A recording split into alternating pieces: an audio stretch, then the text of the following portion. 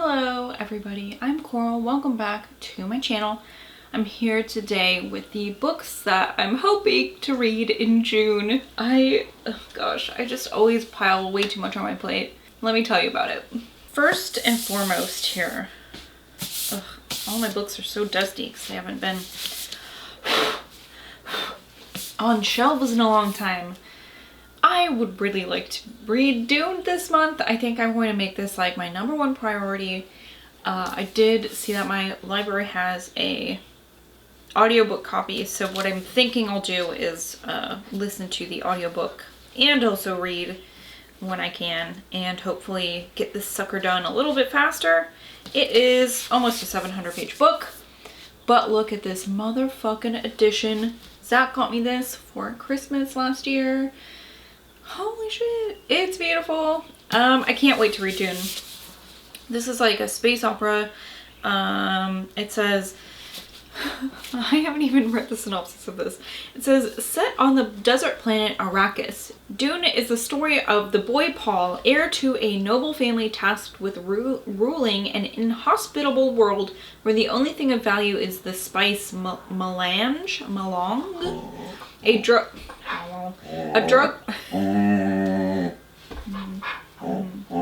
Yeah.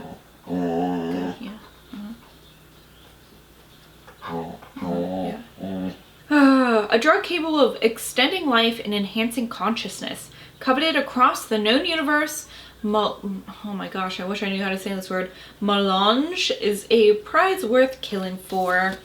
That's a short synopsis of this. Oh, look! Does this have art on the back of the cover too? I'm pretty sure you got this from Barnes & Noble. Beautiful. Gorgeous. Beautiful, beautiful. Everything about this cover is beautiful. So, that's my #1 priority. I'm also hoping to get to Evidence of Love by John Bloom and Jim Atkinson.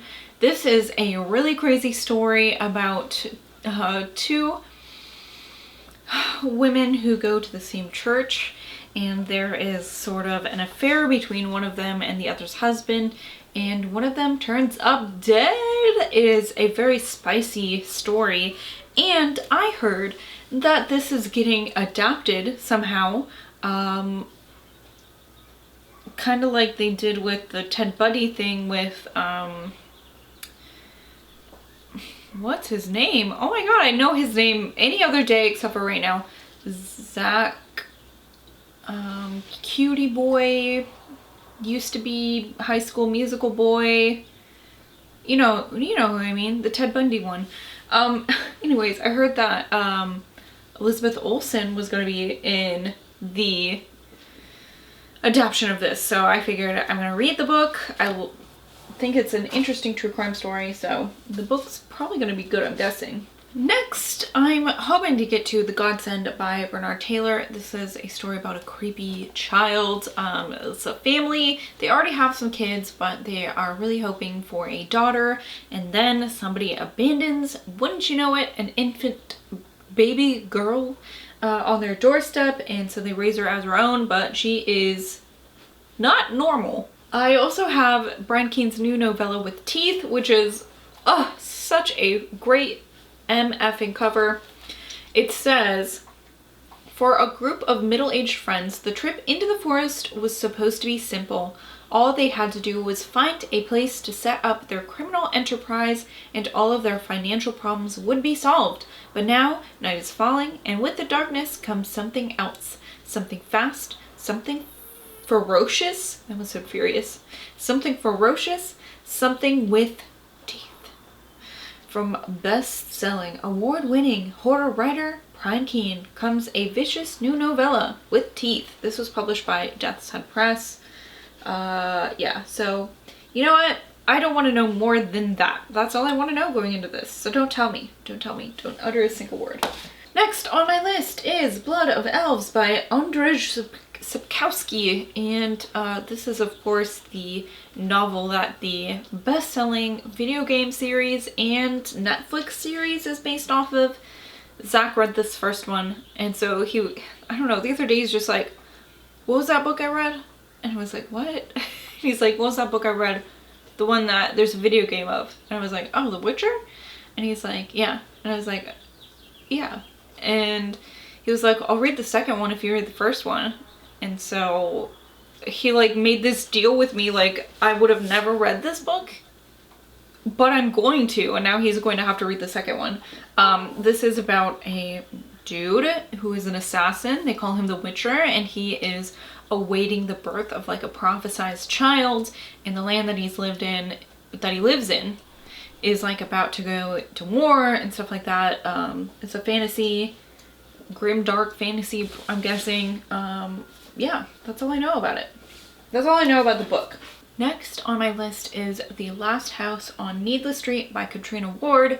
This doesn't come out in the US until September, I think, but I bought a copy of it off Book Depository, and so I also got like this beautiful UK edition. I believe the US edition is being published by Torn Nightfire, and that also has a really spooky looking cover, but something about these like birch trees they look like almost is really striking. So this says, this is the story of a murderer, a stolen child, revenge. This is the story of Ted, who lives with his daughter Lauren and his cat Olivia in an ordinary house at the end of an ordinary street. All these things are true, and yet some of them are lies. You think you know what's inside the last house on Needless Street. You think you've read this story before. In the dark forest at the end of Needless Street, something lies buried, but it's not what you think. I've heard pretty much only good things about this, which I have to say is a little bit sus. But you know what? I'm gonna read this myself. It sounds good. I mean, I bought it because I want to know what happens. And hopefully I like it just as much as everybody else I've heard who likes this. Oh, also, before I forget, I'm going to read The Queen of Cicadas this month. This is another book by V. Castro. I was able to get a ARC copy of this. Let me tell you what it's about right here. I know that it has, what attracted me is like this urban legend thing that's happening. So it says, 2018, Belinda Alvarez has returned to Texas for the wedding of her best friend Veronica. The farm is the site of the urban legend La Reina de las Cicadas, the Queen of the Cicadas. In 1950s South Texas, a farm worker, Milagros from San Luis Potosi, Mexico, is murdered. Her death is ignored by the town, but not the Aztec goddess of death. Whew, that is a name I will butcher. Mictecahuatl? I think there's more syllables in there than that. The goddess hears the dying cries of Milagros and creates a plan for both to be physically reborn by feeding on vengeance and worship. Belinda and the new owner of the farmhouse, Hector, find themselves immersed in the legend and realize it is part of their fate as well. So this is just a short 200-page book. It's being published by Flame Tree Press, but when does it come out? Oh, at the end of June. So I've got to read it very quickly. Next on my list is a book I'm so excited about. This is Ace of Spades by Faridah Abike-Iyimide. I'm gonna have to look up how that's pronounced for when I tell you how much I like this book.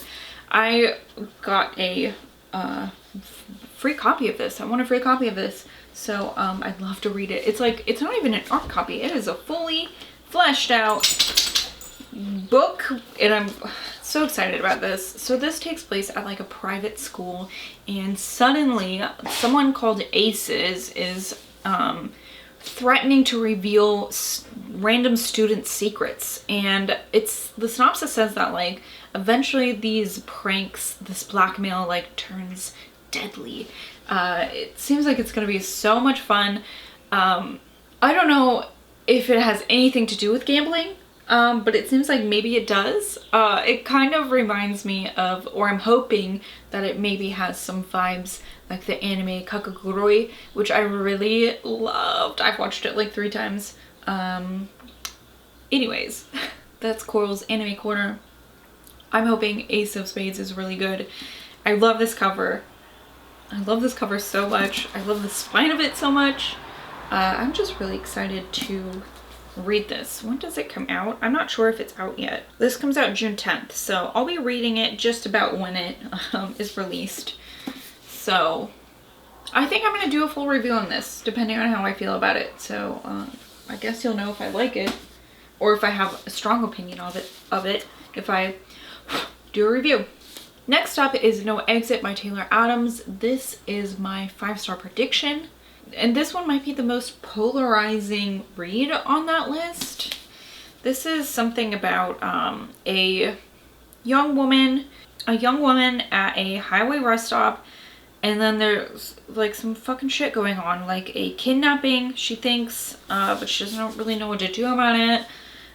This seems like it's going to be a fun, what do they call it, like a locked door thriller, where this takes place in somewhere where basically like the characters cannot leave. Sort of an isolation thriller, if you will. I'm very excited about this one. Although I'm going into it not with, I think I know that enough people didn't like it that like I shouldn't have my hopes so high. What's the matter?